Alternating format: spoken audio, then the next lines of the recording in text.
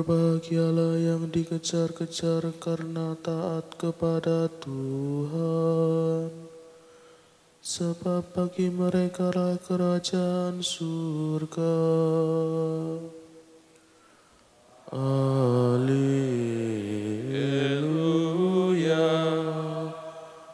haleluya. Tuhan bersamamu. Inilah Injil suci menurut Matius.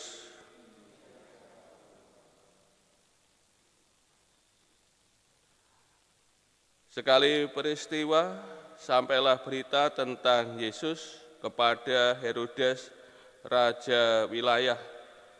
Maka ia berkata kepada pegawai-pegawainya, "Inilah Yohanes Pembaptis. Ia sudah bangkit dari antara orang mati. Dan itulah sebabnya kuasa-kuasa itu bekerja di dalam dia." Sebab memang Herodes telah menyuruh menangkap Yohanes, membelenggu, dan memenjarakannya, berhubung dengan istri Herodias, istri Filipus saudaranya. Sebab Yohanes pernah menegur Herodes, "Tidaklah engkau mengambil Herodias." Herodes ingin membunuhnya, tetapi ia takut kepada orang banyak yang memandang Yohanes sebagai nabi. Tetapi pada hari ulang tahun Herodes, menarilah putri Herodias di tengah-tengah mereka, dan menyenangkan hati Herodes, sehingga Herodes bersumpah akan memberikan kepadanya apa saja yang dimintanya. Maka setelah dihasut oleh ibunya, putri itu berkata, "Berikanlah kepadaku di sini kepala Yohanes Pembaptis di sebuah talam." Lalu sedihlah hati raja, tetapi karena sumpahnya dan karena tamu-tamunya, diperintahkannya juga untuk memberikannya. Disuruhnya orang memenggal kepala Yohanes di penjara dan membawanya di sebuah talam. Lalu diberikan kepada putri Herodias, dan putri Herodias membawanya kepada ibunya.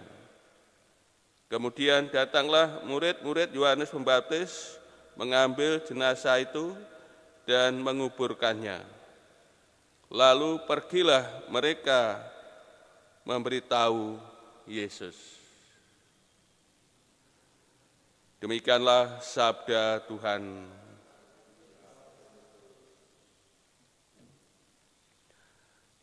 Saudara-saudari yang terkasih, dalam kasus Herodes Antipas yang membunuh Yohanes Pembaptis, kita melihat rantai kejahatan dan dosa. Namanya rantai, mata rantai. Kejahatan yang satu melahirkan kejahatan yang lain, dan bobotnya ini kan semakin besar, ya. Dosa yang satu melahirkan dosa yang lain. Ini yang terjadi dalam pembunuhan Yohanes Pembaptis oleh Raja Herodes Antipas, yang pada awalnya dosa atau kejahatan yang dilakukan oleh Herodes mengambil Herodias, istri saudara Herodes, yaitu Herodes Filipus. Dan apa yang kejahatan yang dilakukan Herodes ini ditegur, ya, oleh Yohanes Pembaptis. Tentu penguasa, ya, ini marah dan sebagainya, akhirnya Yohanes Pembaptis ditangkap dan dipenjarakan.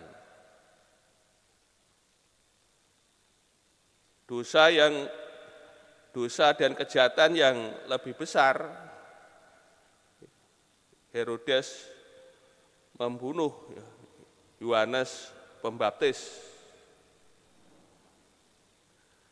Sudah dikasih melalui apa yang terjadi dan dilakukan oleh Herodes ini mengenai mata rantai kejahatan dan dosa, maka pentingnya